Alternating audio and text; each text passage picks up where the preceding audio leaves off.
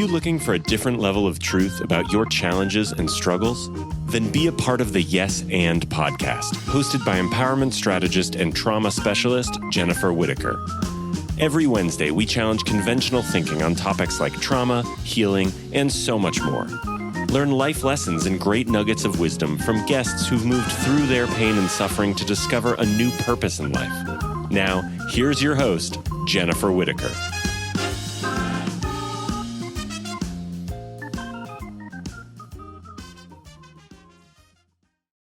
Hi, everyone. This is Jennifer Whitaker, and you are watching or listening to yet another episode of Yes and. And if you're interested in learning more about Yes and, or learning more about me and my strategy program and what I do to help people, please check out my website, jenniferwhitaker.com. There's a podcast page, there's a page about my empowerment strategy program, and that's my one-stop shop where you can learn everything about me. Today's guest is Rabbi Ilan Glazer, and Rabbi Ilan is passionate about ending the stigma of addiction in the Jewish world and helping Jews in recovery and their loved ones find recovery and serenity one day at a time. He believes that life is a beautiful journey of learning and growth, suffering can be transformed into joy, and everyone is a miracle. Rabbi Ilan is the author of the #1 best-selling book, And God Created Recovery, Jewish Wisdom to help you break free from your addiction, heal your wounds, and unleash your inner freedom. He's the founder of Our Jewish Recovery and a Shatterproof ambassador and family program instructor. A member and director at large of the National Speakers Association's DC chapter, Rabbi Ilan teaches widely about healing, recovery, grief and mourning, happiness, spirituality, and success in all areas of life. Rabbi Ilan is a freelance recovery and transformation coach, an accomplished storyteller and musician, and the host of the Torah of Life podcast. He lives in Silver Spring, Maryland with his wife, Sherry, and their cat, Taylor. Rabbi Ilan, welcome to the show. Thanks so much for having me. Yeah, this is such an important topic to have, such an important discussion. And I'd like to start out, if you're open to it, just hearing a little bit about your story, because I know that you have your own journey of recovery. Are you willing to share a little bit about? Sure, absolutely. About your story? Absolutely. Mm-hmm. So my story is a little bit different than many other stories that are in the news today. Today we hear a lot about alcohol and we hear a lot about drugs. And those are sort of, I don't want to say the typical, addiction recovery stories we're hearing today. And that's not my story, right? There are many different ways that people can become addicted to things. And my story is a little unique. So when I was young, my father was also a rabbi, and he was a congregational rabbi. So we moved every couple of years to different synagogues for him to work. And my mother was a Jewish day school teacher and principal. And I would say their marriage was not always the happiest. And she had a lot of medical challenges, was in and out of hospitals really since even before I was born, and struggled with 5 different rounds of cancer and a couple of liver transplants. And just, it was not an easy life for her or for either of them, really. And I was the second of 4, and I fell into the stereotypical middle child role of caretaking and being in charge of, helping out even from a young age with the laundry and the cleaning and the cooking and helping with my younger siblings. Mm-hmm. Later on, teaching my mother's classes when she would go into the hospital and filling in at the synagogue and being very responsible on the outside, and on the inside, there were lots of problems. So one of the things I learned, my mother was a professional baker on the side, and she was really, really good. She was very talented. Mm-hmm. When I, for example, had my bar mitzvah, and for my siblings as well, because, we were the rabbi's kids, we had to invite the whole congregation. There were 750 people came Saturday morning, and a big dinner on Friday night, and a party Saturday night, and a brunch on Sunday morning. And she did the desserts for the entire weekend, right? She would just bake for months at a time and filled up everybody's freezers. And she was really, really good. Mm-hmm. And Unfortunately, one of the things that I learned, right, there really wasn't space for me to share my own thoughts and feelings and my own struggles with what was happening with mom's health, with dad's career, with just growing up as a young child. I mean, there were, right, we all need outlets for, to be able to share things. And I didn't really have that. And one of the things I learned from her was that there was no emotion that couldn't be solved with the right amount of sugar. Ah. You're familiar with this I think thought we all process, have that right? grandma, right? Right? Right? There's no Yeah. emotion that can't be solved with the right amount of sugar. So if Yep. you're sad, have a cookie. If you're mad, have a brownie. If you're really ticked off, bake something and then share it. And there was almost always desserts in the house. And I became very good at baking them myself and eating them.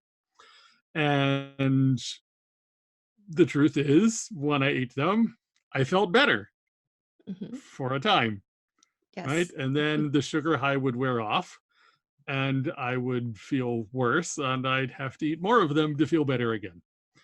And then, of course, the other problem was that I gained weight because I was eating all of these desserts. And I was the one who would finish everybody's meal at the table because there were starving children in Africa, so we shouldn't waste food.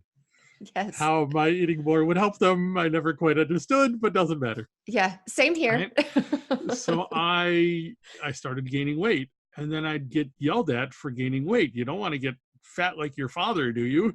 Well, of course, my only solution to feeling sad was to eat more, so the cycle just compounded.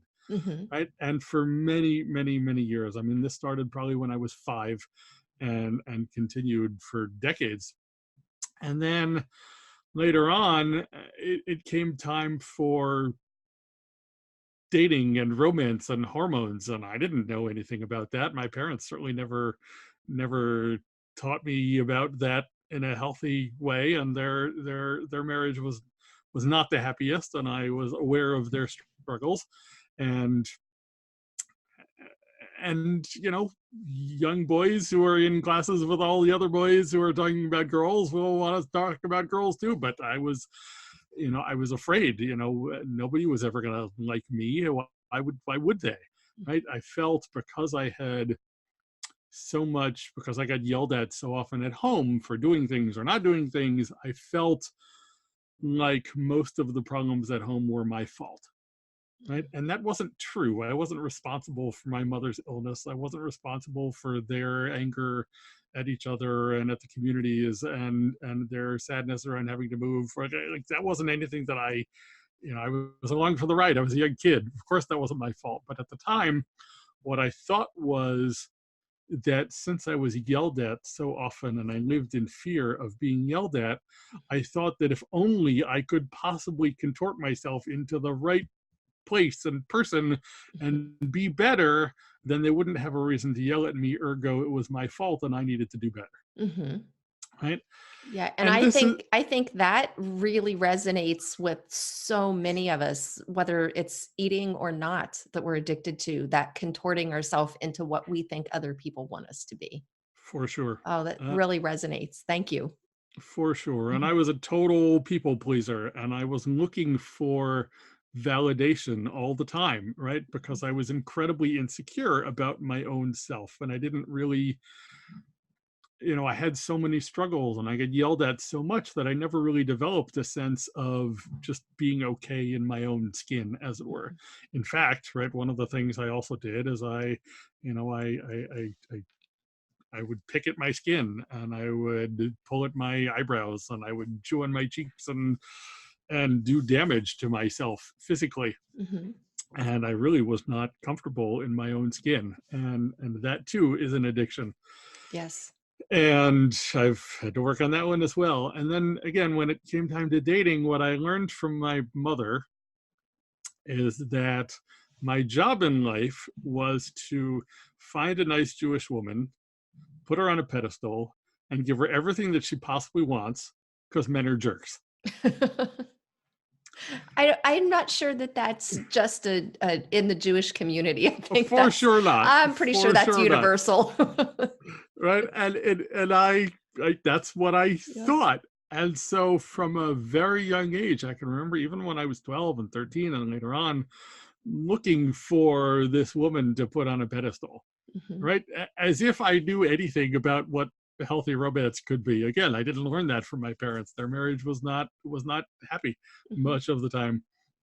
And I would, someone would say something nice to me and I would light up and I'd think, "Oh, are you the one that I'm supposed to put on a pedestal because you're a nice person?" Mhm. At the age of 12, right? I mean, it's crazy Yeah. looking back on it, but Mhm. I didn't know any better.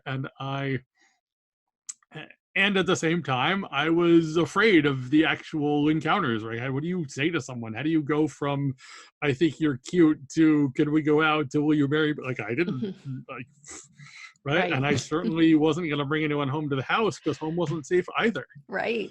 And I wet the bed as a kid and I was overweight and I had asthma and like I was, I felt again awkward in my own skin. And, it just, when it came time to dating, I was watching my classmates have some attempts at that and they were having girlfriends, and what was wrong with me Mhm. that I couldn't.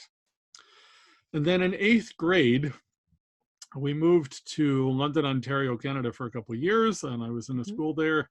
And I still remember the day where I and the other guys from my class, we were out in the schoolyard. I don't know if it was recess or after school, and somebody went to go throw something out in the trash can. And as they looked into the trash can, I guess they glanced over and they saw that there was a pornographic magazine in the trash can. And they took it out and brought it over. And as young pubescent boys will do, everybody oohed and awed.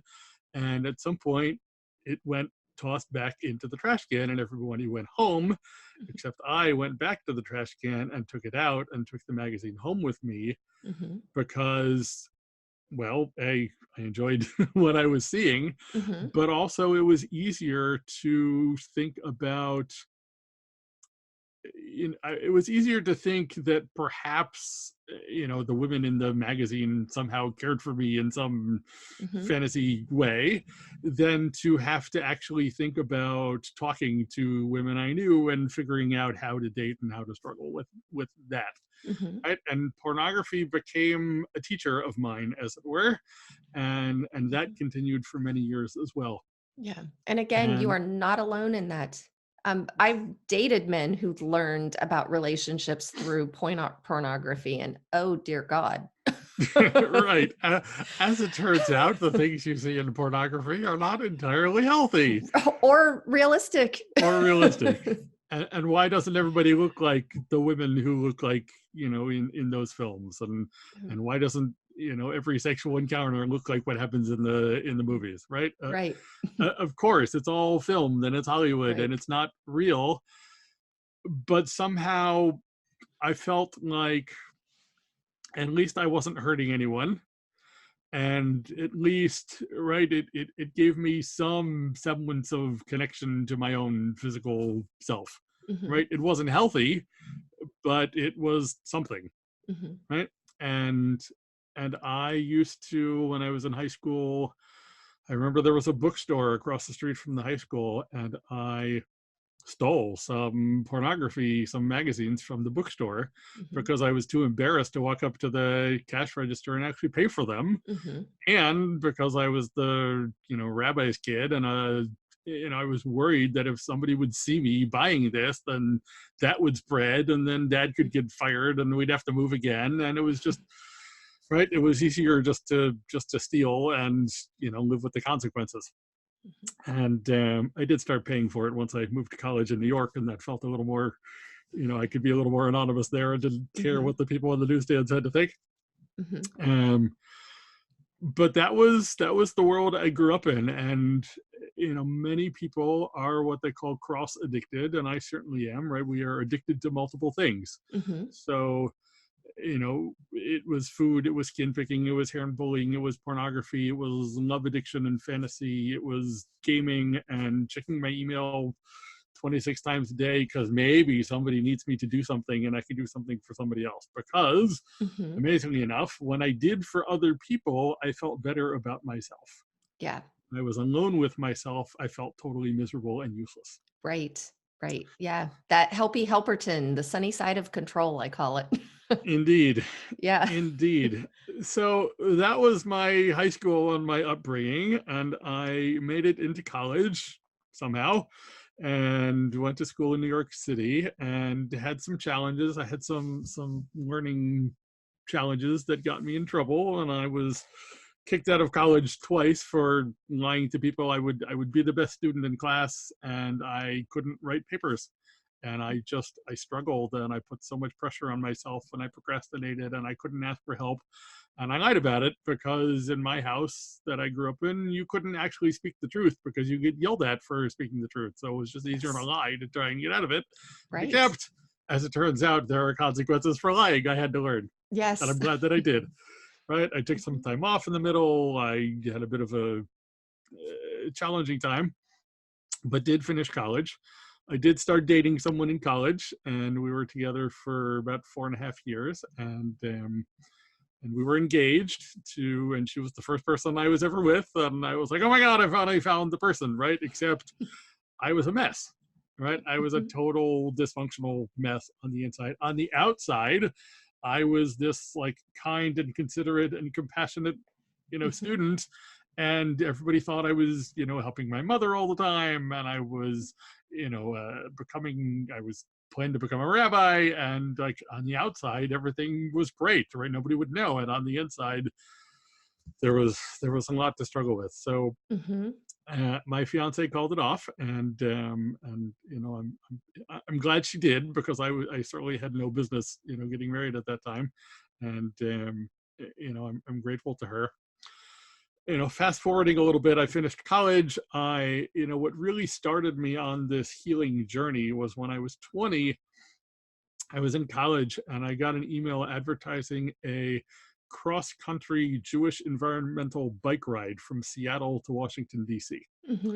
And I was not a bike rider. I didn't know anything about the outdoors. I had probably never slept in a tent, and I had no idea what I was getting myself into. But I decided to do it, and it totally changed my life. And I found a deeper connection to God in the outdoors than I do in buildings. Right? And I found a community of people who could handle me, and where I could just be myself, and where I felt cherished and valued. And that led, after college, to becoming an environmental educator at a number of Jewish retreat centers. And I loved it. I really thrived in that environment, and being connected to the outdoors and a wonderful community of people.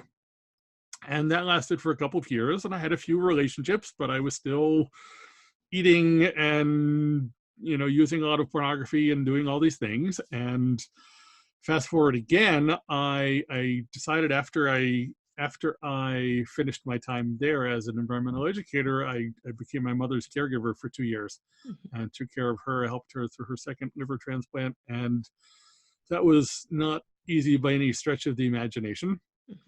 And I learned more about hospitals and healing and healthcare than I ever wanted to know. And it was really touch and go for a while, but I was committed to being with her, and I stayed with her for 2 years. She did eventually pass away. And afterwards, I had to pick myself up and say, okay, what now? And the answer was rabbinical school. And I did go to rabbinical school, and when I was in rabbinical school, I was meeting great people, and I was taking amazing classes, and I was still acting out in all of these ways. And when in 2010, the school I was in required each of us to do a unit of what's called clinical pastoral education in a hospital or healthcare setting. And so I did this unit. I was living in New Jersey, working as a congregational rabbi, still in school, but already working.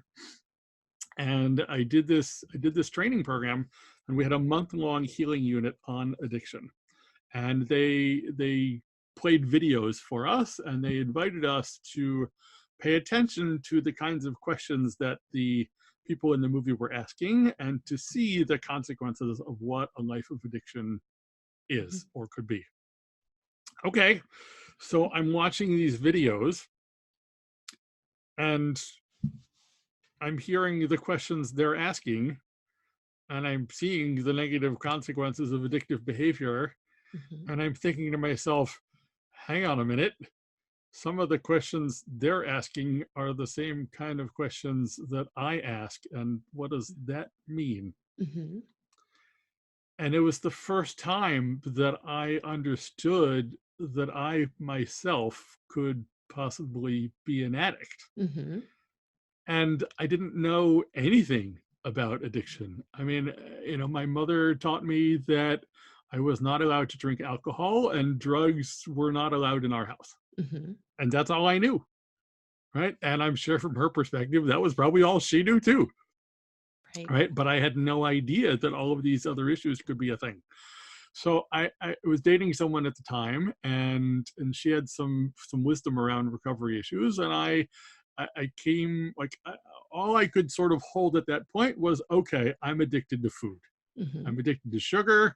Clearly, I'm eating all the time, and that's not good.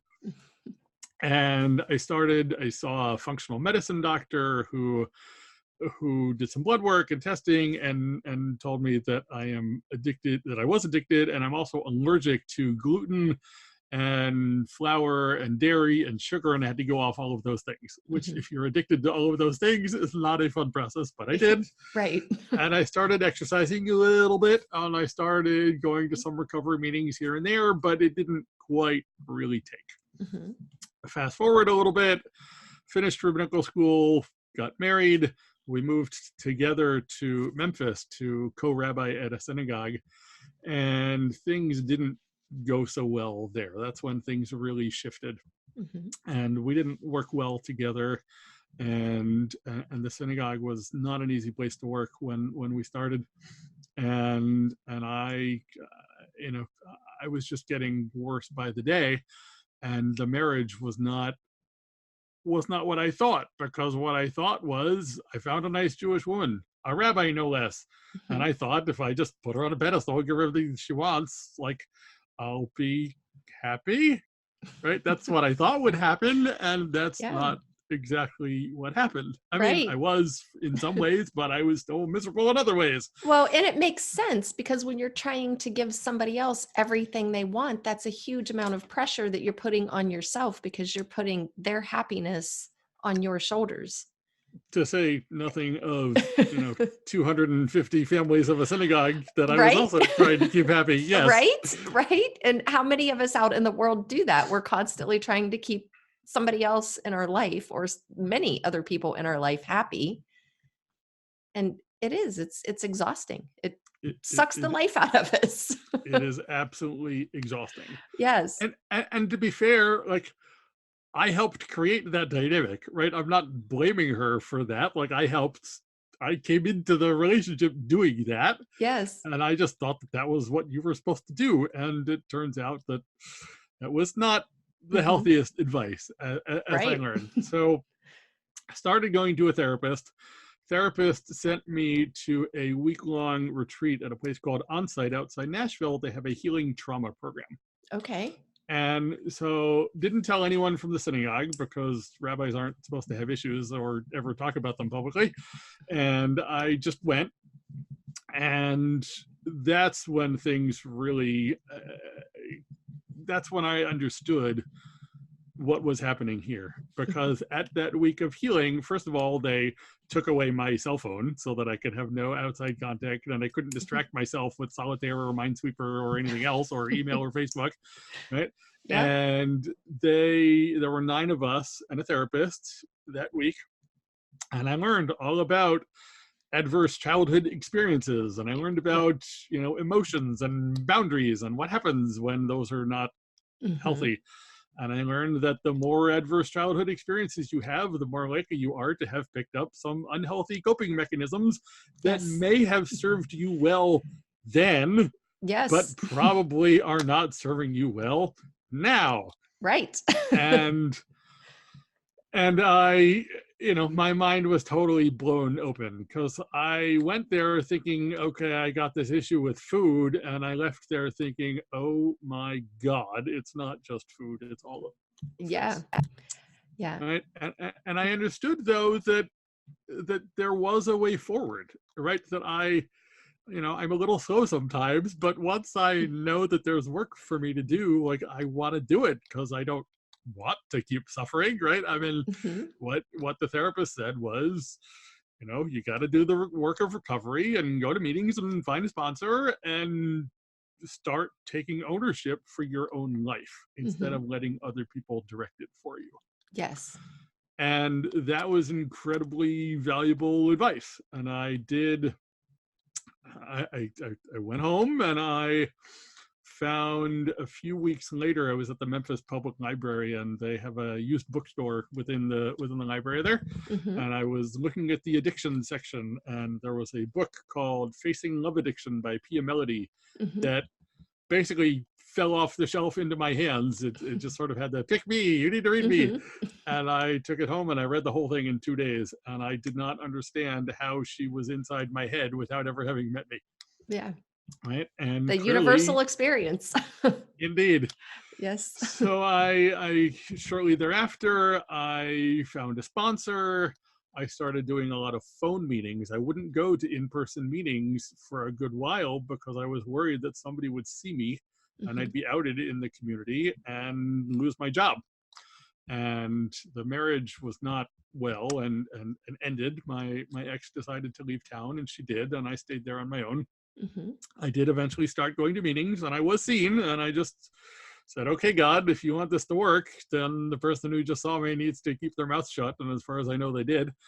And I started going to the gym 3 times a week. And I started, I stayed in therapy and I worked with a spiritual director and an emotional healer and, Mhm. started doing the hard work of the steps of recovery with a sponsor and ate better and organized my life a lot better and was still working too many hours at the synagogue but I was doing good work and I was feeling better about myself and things got a little better there. Mhm.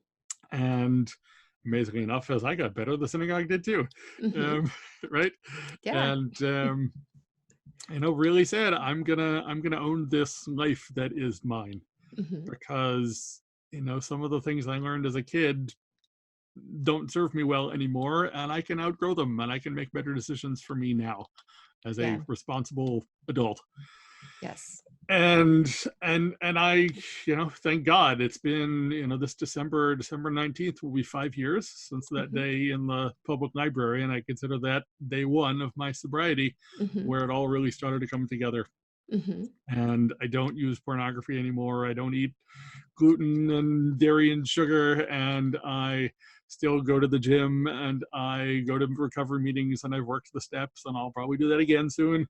Mhm. And I'm doing the work of recovery, and it has been such an incredible gift to find other people who are struggling with the same things, Mhm. who can say, we know where you are, we've been there, we'll be there with you, and you are valid and cherished and valued, and we don't care about all the terrible things you think you've done. Like, we care that you heal.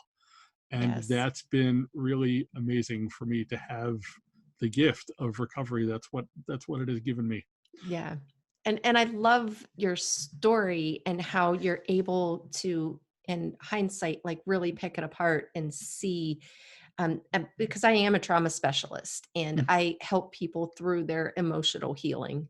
I call myself an empowerment strategist. And that's what I do, is help empower people by helping them learn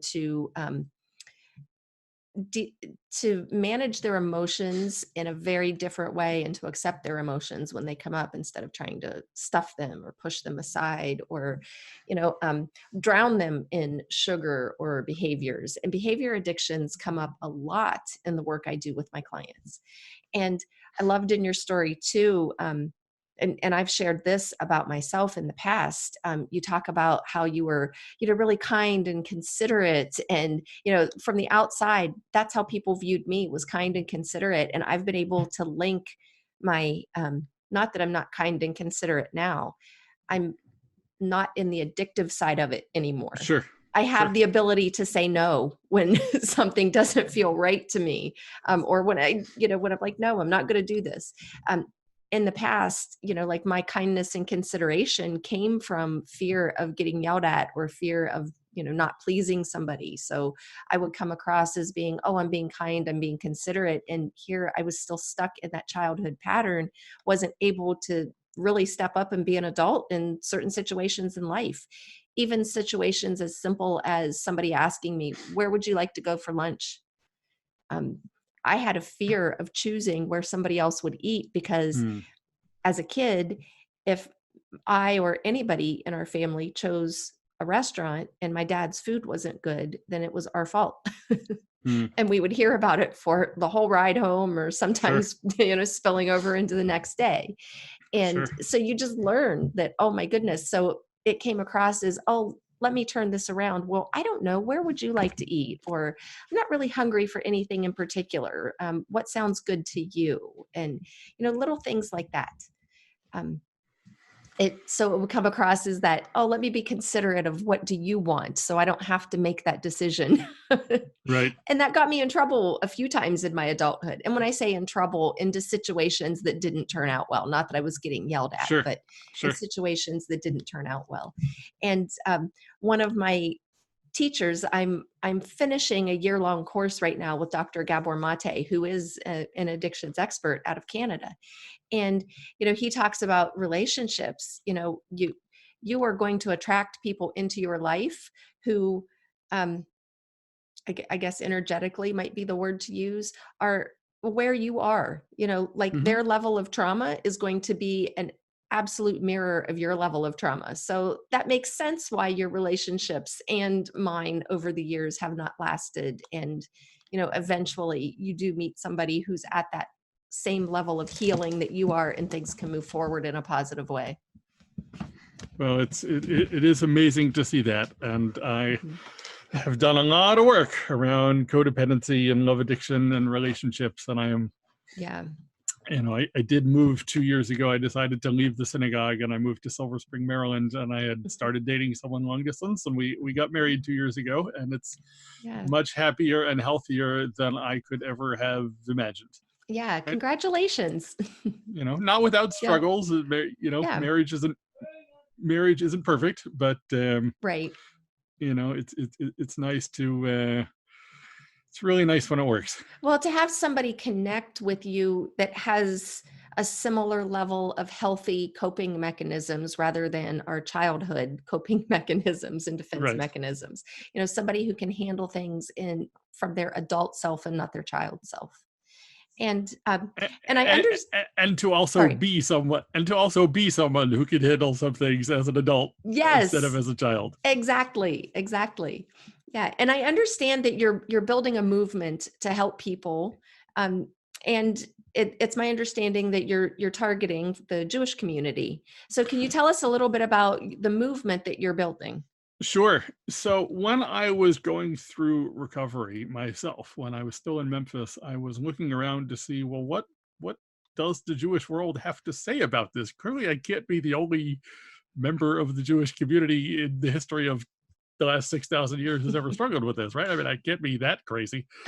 And what I found was not a whole lot, actually. Hmm. Right? There's a wonderful Jewish Recovery Center in Los Angeles that does inpatient and outpatient treatment, and they have an educators program that I went to, Hmm. and I was there for a week, and I learned great things that they're doing there.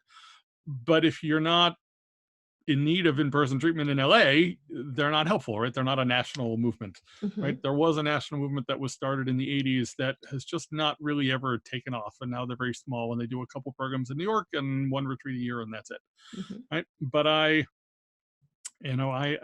started teaching about this when I would go to retreats, and people would come up to me and they say, oh my God, we've never heard anybody talking about this. And this is our story and we need more of this, Yes. right?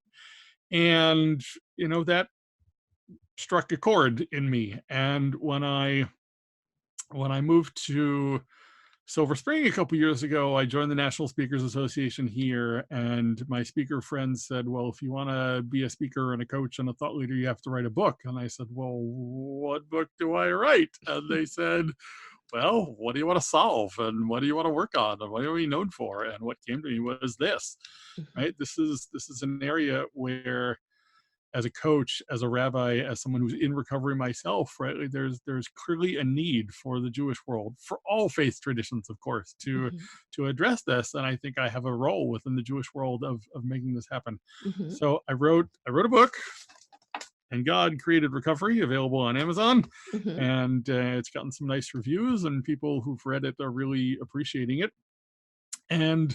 But I'm not stopping there, because a book is one thing. There are a few other Jewish recovery books, not many, Mm-hmm. but why is there no Jewish recovery Facebook group? And why is there no Jewish recovery podcast? And why aren't there regular Jewish recovery retreats in every major Jewish city in the country once or twice a year? And why is there no national Jewish sober Sabbath, right? We do breast cancer Sabbath and domestic violence Sabbath and hunger and AIDS and poverty and everything, right? Why is there no recovery Sabbath? I don't know, because nobody's done that, Mm-hmm. right? Why isn't there a sober Jewish cruise every summer? Sober cruising is a thing. I would go on one of those, but Mm-hmm. nobody's done it. So, okay, right there, I don't know why. It's just Mm-hmm. nobody's ever said, I'm going to do this. Mm-hmm. And, to be fair, there are people working and doing good work on the issues of Judaism and recovery, but the national movement hasn't really taken shape yet. And Okay. some of the people doing good work are not talking to each other, and they're not networking with each other. And that's a shame, right? Mm-hmm. So I started the Facebook group a few months ago. We've got, 75, 80 members at this point. I've done very little marketing, and people are starting to find it, and we're having really interesting conversations, and it's becoming a space where people can come in and say, I just learned this teaching that's really been interesting to me, or I just relapsed and I'm feeling miserable, and what do I do? Yeah. Right? And people have been responding and supporting each other and sharing their own experience and strength and hope, and it's really incredible to see. Mm-hmm. And so that's going to keep growing, and I am starting to do some marketing for all this, Mm-hmm. and putting together a coaching program and trainings for rabbis and Jewish educators and teen professionals and summer camps, because we need everybody to be talking about this, and we Mm-hmm. need the young students to know that this is, these are the realities today, because smoking and vaping and alcohol and drugs are so easy to access today, Yes.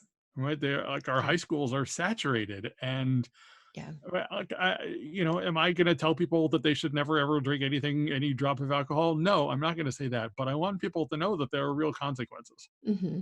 I want people to know that it's up to them to decide what choices they want to make for themselves, and that they can choose healthier things. Mm-hmm. So that's what I've been working on. It's been a little daunting to go from congregational rabbi, where I had an office and a structure and I knew my role, and now it's, building this movement is a Mm-hmm. whole different role, and I'm learning along the way, and it's been really a gift, Mm-hmm. and feels like the kind of rabbi that I want to be. Mm-hmm. And it's been really lovely to take my rabbi side and my coaching side and my recovery side and just put them all together and say, this is who I am and the work that I'm doing. Mm-hmm. And thank God the work is growing, and it's becoming what I want it to be. And that's great. And I'm certainly not going to stop anytime soon, because there's a lot of work to do. Right. Yeah. And thank you so much for sharing all of that. Again, as a trauma specialist, this really resonates with me, because when it comes to addictive behaviors, whether we're addicted to a behavior, a substance, sugar, flour, gluten, alcohol, some illegal substance, or whether it's a behavior, like we're always the nice person, or always Mhm. the helpy helperton, or always the one who like goes into the rage, or addicted to exercise, whatever it is, addicted to pornography. It's so important, if we're going to come through this, to have help and to feel safe and attuned with the person that we're working with. And, by really bringing this out into a national movement, it kind of opens up this whole area for the Jewish community to find that safety and attunement with somebody, where they might not necessarily have that relatability to somebody in a traditional treatment facility, or somebody who doesn't, like me. I'll admit, I don't fully understand the Jewish religion. I don't fully understand the Christian religion. I don't identify as religious at all. Sure. So somebody who can relate and feel safe and attuned with you. That is so important to be relatable to the person that's helping guide you through your experience. Well, it's been a blessing so far to do this work, and Hmm. it's, I'm trying to build the resources that I wish had been there when I was going through this 5 years ago. Hmm. And if it's not there, then perhaps it's my calling to take this on, and Hmm. I'm blessed to do the work, and it's been an interesting journey so far, and I'm sure that will continue.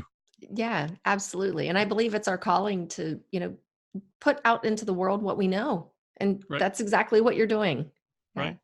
Yeah. So tell us a little bit about your book, and God Created Recovery. Does that, like, have you already talked about it with your story, or is there something in there that we've missed so far? So what I do in the book is I do share my story, Hmm. and I work through the 12 steps from a Jewish lens. Right. Okay. And I give extra commentaries, and I give coaching exercises and tips and things that have worked for me and others that I'm aware of, so that people can have some extra support as they're working the program. Hmm. I also share Jewish teachings about addiction and about healing, Hmm. because as it turns out, this is not a new Jewish problem. Right? People Right. have been, if Hmm. you study the Torah from the very beginning of time, people have been doing some disobedient things and Hmm. eating things they weren't supposed to eat. And Noah, after he comes off the ark, gets drunk, Hmm. right? And there is inappropriate sexual behavior, in the Hmm. Torah. And I'm not advocating any of that, of course, but what I'm saying is that this is not new, Hmm. right? Right. It's new that we don't talk about it. I mean, I'm not sure we've ever really talked about it, but we do have sources going back thousands of years, and I bring some of those because I want people to know that this is not foreign to Jewish life, right? Hmm. There's an old expression in the Jewish world that says in Yiddish, it says a shikker is a goy, which means an alcoholic is a non-Jew, Hmm. which is to say we don't have these problems, Hmm. right? This doesn't affect the Jewish world. And what I'm trying to say is actually this has been affecting the Jewish world for thousands of years, Right. right? And when we Yes. ignore this issue, then the people who have this issue Hmm. feel unsupported by the Yes. community that should be helping them. Yes. And so I do that in the book. I talk about why the Jewish world generally doesn't talk about it and why we need to. And then I do my best to give as much, practical coaching and recovery guidance, and also some inspiration for when it gets hard, Mhm. because of course it's going to get hard, right? The 12-step Yes. journey is not easy. And people need support and strength. I certainly did. Hmm. And so that's what I do in the book. And thank God, it's been wonderful to, I can hold up a book and say, look, I wrote a book, right? It's a real thing. And that's very nice. Hmm. Yeah. Well, fantastic. Thank you so much for sharing that. And um, so, where do you see this movement going? I know right now you said you have a Facebook page. Your website is under construction. The Um, website, God willing, will be live within the next couple weeks. hmm. Both RabbiIlan.com and GodCreatedRecovery.com and OurJewishRecovery.com will all connect to each other. Okay. But I want, right, I want there to be I want there to be more resources around every Jewish holiday, Hmm. right? Because holidays are often very triggering for people in any faith tradition, right? Yes. And we don't have those resources in the Jewish world, right? I want there to be, phone meetings or Zoom meetings or Skype meetings, whatever they are, that people can go to a couple times a week, right? Hmm. Probably eventually within the different fellowships. Right now, I'll start with anyone, but right, certainly have a meeting for Jews in recovery from food and alcohol and drugs and all the different ones. Right? Hmm. I want training programs, and I've done some trainings of rabbis already and Jewish educators, but I want a lot more of that. All right, I want it to not be okay that any rabbinical school doesn't teach rabbis about addiction, Hmm. right? Ditto cantors and other Jewish educators and other professionals, right? I want it to also not be okay for any Jewish conference to take place without having recovery meetings, Hmm. right? And that is probably the case at the vast majority of them. Some of them do, right? Yeah. Some of them have gotten it, but many of them, right, still, this is foreign and we don't know how to do this, so we're not doing it, right? I want the Jewish world, I want synagogues to host more recovery meetings themselves, right? The vast majority of recovery meetings happen in churches, which makes a lot of Jews uncomfortable. Yes. And I myself am certainly willing to go to a church for recovery meetings, and almost all rabbis would say that it's allowed. But it does, right? It does make a number of people uncomfortable. And I think that, my response to that is to say, great, then the Jewish world should host meetings too, right? The Christian world doesn't have a monopoly on this, right? We just need to be willing to open our space and figure out how to make it happen. And I want there to be a network so that they're all talking to each other and figuring out best practices and learning together. And I want there to be and again, as I mentioned before, an annual sober or recovery Sabbath. And I want there to be trainings and online webinars that people can access and coaching programs that I'm starting to build out, and the cruises and podcasts and everything else that, I just want to give people an opportunity to understand that this is totally okay. This is permissible. This is necessary for healing. And I'm not advocating any one particular healing path, right? Some people need medication, some people don't. Some people need rehab, some people don't. Some people work 12 steps, some people don't. Great. Doesn't bother me, right? I want as many paths open to people as possible so that they can choose for themselves what works for them. Yes. Yeah. And that is so important. And in order to figure out what works for you personally, we have to divert our attention inward instead of outward. For sure. So many of us in the world are outwardly focused, worried about what other people are going to say, what are other people going to think. And for recovery to work, whatever the addiction is, the focus has to turn inward on what can I do? How can I help myself? And how can I find somebody who can help me help myself, rather than how can you do something that will fix me? Subtle difference, and yet major difference. For sure. A very important difference at that. Yeah, absolutely. Yeah. Well, I'm excited for your movement. I really am. And I see, and I see as a trauma specialist, all the trauma, like the early childhood trauma that goes into the behavior and the addiction. And there really isn't a cohesive movement in the Jewish community or otherwise about what you're talking about. So how open are you to accepting people from other religions, denominations, or even secular? So I'm absolutely open to anyone who wants to be a part of this movement, and I welcome anyone who wants to join the Facebook group and learn what we have to say is totally welcome to do so. Right? We don't allow proselytizing from any other religious tradition, right? But anyone who wants to be a part of this movement is absolutely welcome to do so. Okay.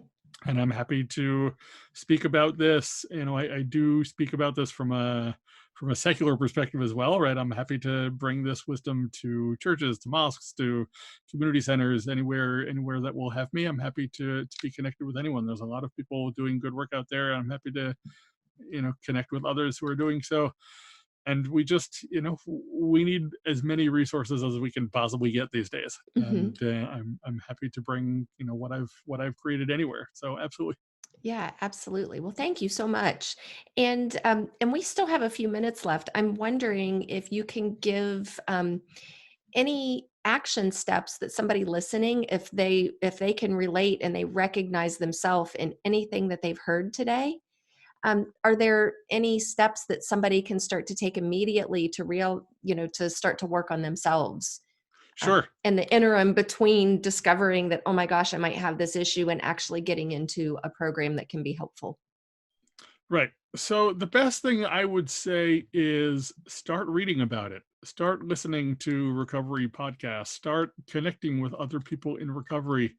And, maybe it's a conversation with your clergy person if you have one. Maybe it's a conversation with a therapist if you have one. Or even maybe it's just a best friend and saying, I'm really learning about this and I'm thinking that there might be some work for me to do. Right. And just, to be able to speak out loud the things that we keep hidden Mm-hmm. is a real challenge, but Mm-hmm. also a real blessing. Yes. And the more we share, the more we find people who are willing to just listen to us and support us, the better things we'll get. Now, we have to choose those people wisely, because not everyone wants to hear what we have to say, and some people will be triggered, and that's their stuff, Mm-hmm. right? But finding people who are willing to just listen Mm-hmm. and to help support you Yeah. are incredibly valuable. And so what I would also say is, right, if you think that these might be issues of yours, first of all, anyone's welcome to reach out to me. I'm happy to give out my email address, and I would be more than happy to connect with any of your listeners. Mm-hmm. um, but I would also say that I think the question is, right, if I am doing behaviors that don't serve me, why am I doing them? Like, what's Yeah. actually underlying why is this a habit in my life? Mm-hmm. Right. And there are ways to break habits. It's not easy, but there are ways to do so. And I share some of those in my book. And right, I think the big question is, what am I trying to get? Right? How is my addiction serving me? Mm-hmm. Now, that's a crazy question to ask, because people will It's say, not. right, it's not. And Yeah. yet, if we Yeah. look more closely, Mm-hmm. our addictions actually serve us, right? So, for Yes. example, right, again, what did I learn? There's no emotion that can't be solved with the right amount of sugar, Mm-hmm. i.e., I'm sad, I want to feel better, I Mm-hmm. eat something, Yes. and I feel better until I don't. And Yeah. Until the then sugar I, wears off and it starts hitting those little dopamine receptors in the for brain. sure, right? But I'm actually getting something Mm-hmm. from the sugar. So Yes. the real $64,000 question, as it were, is, how can I identify what my addiction is giving me? Mm-hmm. And then, if it's something that I actually want, how can I get it in a healthier way? Yes. Absolutely. And for that, right, start going to the gym, start exercising, start meditating or praying, go for a walk, spend time in nature, Mm-hmm. find a group of friends, go to recovery meetings, find a sponsor, read my book, right, find a Mm-hmm. coach, right, all of that. Yeah. Right. And I will say that it takes a team of people to keep Mm-hmm. me going straight, and some days are better than others, right? I'm not going to pretend that my life is perfect now, far from it, Mm-hmm. right? But there is a whole crew of people that I can reach out to when things aren't going as I want them to do, Yeah. and I can make better choices today, right? I mean, the reason that I know recovery works is that when my mother died, I was a total mess, and I was eating my way through my emotions, and I was watching pornography and picking at my skin, and Mm-hmm. playing solitaire till the wee hours of the morning, because at least I could feel good about something for a second, Mm-hmm. right? And when my father died a year and a half ago, I didn't do any of those things. Mm-hmm. I went to meetings, I called my sponsor, I checked in with my wife, I went to therapy, I went to the gym, I listened to a lot of music, and I was able to just sit and be and process my emotions in a much healthier way. Mm-hmm. That's how I know this works. Yes. Yeah. And you are so spot on about, about everything you've said. And we turn to our addictions. Most people will discover, if they haven't already, that we turn to our addictive behaviors or substances or whatever the addiction is, because it's too difficult to be present with ourselves, Mm-hmm. with whatever emotion is coming up in the present moment. So we Yep. have to avoid. And I'm saying all the time on my podcast with my clients, you have to go within and understand your own motivations. So there's nothing wrong with taking a nice hot essential oil, Epsom salt, baking soda bath before you go to bed. Know why you're doing it. Are you doing it because you're so frustrated and that's your avoidance of your frustration? Or are you doing it because it really is a resource that helps you sleep better? Are you going out to exercise because it's avoidance of the discomfort that you feel and you're addicted to that runner's high, or that workout high, or the zone that you get into whenever you're exercising? Are you doing it because you're avoiding and addicted to that? Or are you doing it because it truly is, you know, mood management, emotional management, something that you get pleasure from? And only you can answer that. I can't say from the outside looking in what your motivations are. Right. So it is so important. And I think it was Socrates who said the unexamined life isn't worth living.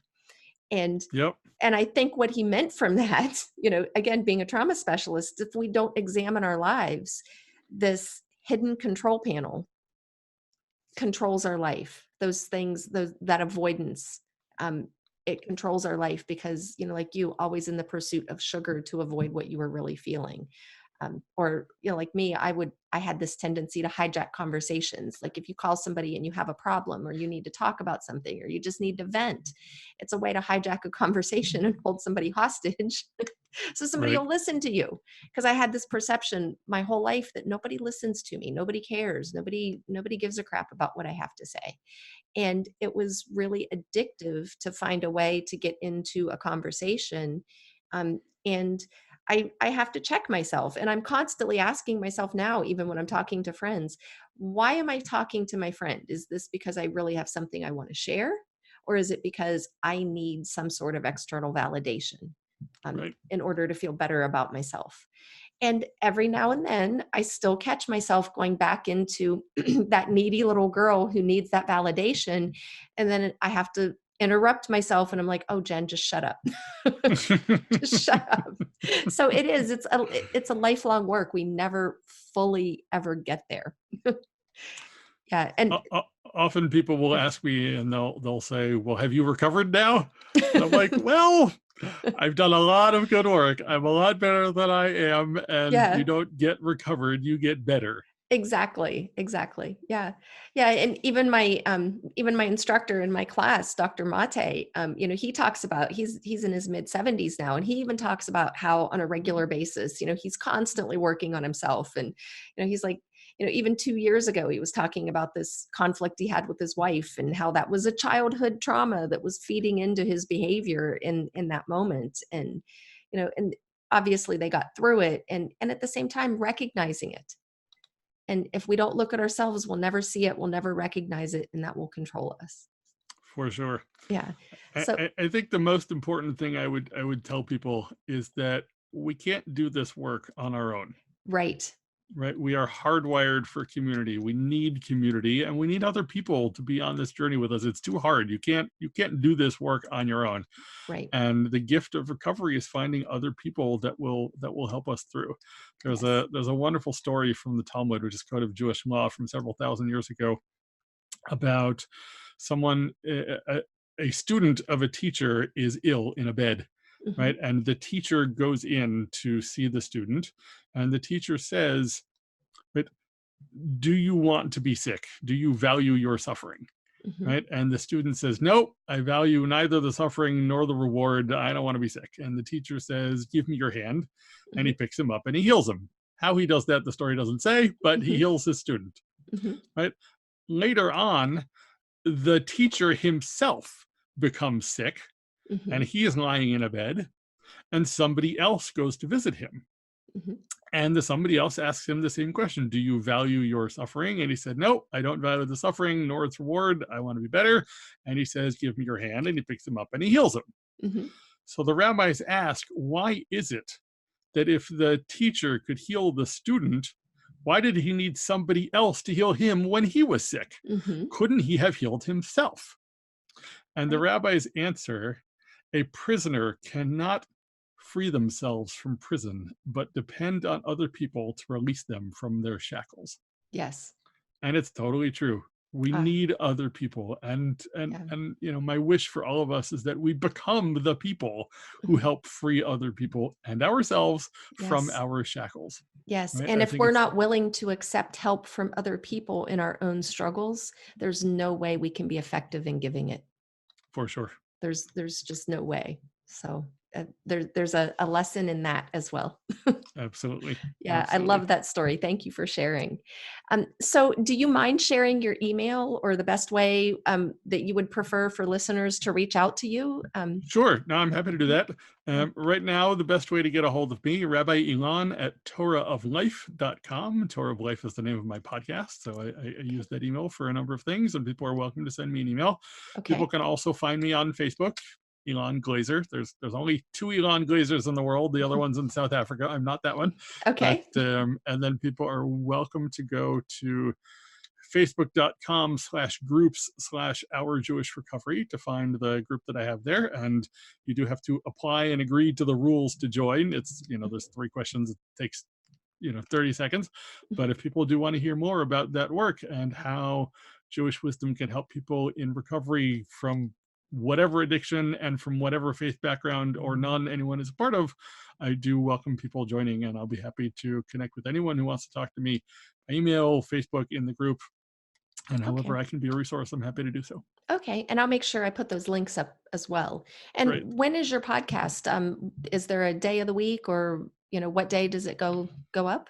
So the Torah of Life podcast is coming back soon. It's been a little bit on hiatus since I started writing the book because I just couldn't do them all at the same time. Fair enough. The podcast is coming back very soon, within the next couple of weeks, and then hopefully I will. My goal is to release a couple episodes a week, so we'll see how that goes. Okay, fantastic. But there's about 50 or 60 episodes available on iTunes already, and people are welcome to subscribe and tell me what they think. Love hearing about it. Okay, fantastic. Well, Rabbi Ilan, before we sign off, do you have any final tips or bits of wisdom to leave with our listeners today? So the final piece of wisdom I would say is one of the teachings that has gotten me through some days, is that there's a teaching that says the day you were born is the day God decided the world couldn't go on without you any longer. And this is a really difficult teaching for some people, because for those of us who are so used to putting ourselves down, we need to also know that we're here for a reason, right? Some people like to say, God don't create no mistakes, right? Which is one way of putting it, right? But, my therapist said to me, my soul is a gift from God to the world. Right. And I want people to know that, right? That each of us, no matter what we've done, no matter what our struggles, no matter what addiction we have, right? If we're still here, if we're still breathing, there is work for us to do. And it's because we're meant to be here. And it's because there's something valuable inside of us. And I think the best thing we can do is to start figuring out that question, why am I here? What's the work that I'm here to do, and how can I help serve other people? Because in a world that is so filled with violence and addiction and craziness today, we all have opportunities to be the people who are helping other people heal. And I think that for me is when I best come alive, right? When I can do this work that helps other people be the best people they can be, that is such a gift.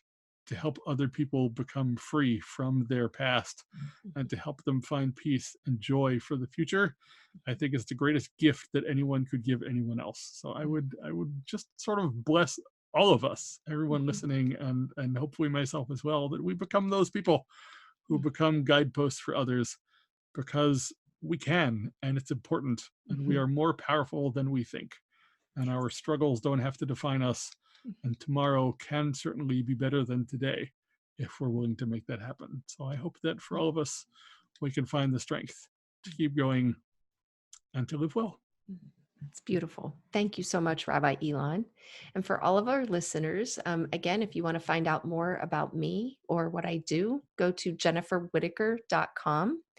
And I'm signing off for this week, and I will see you all again next week on Yes And.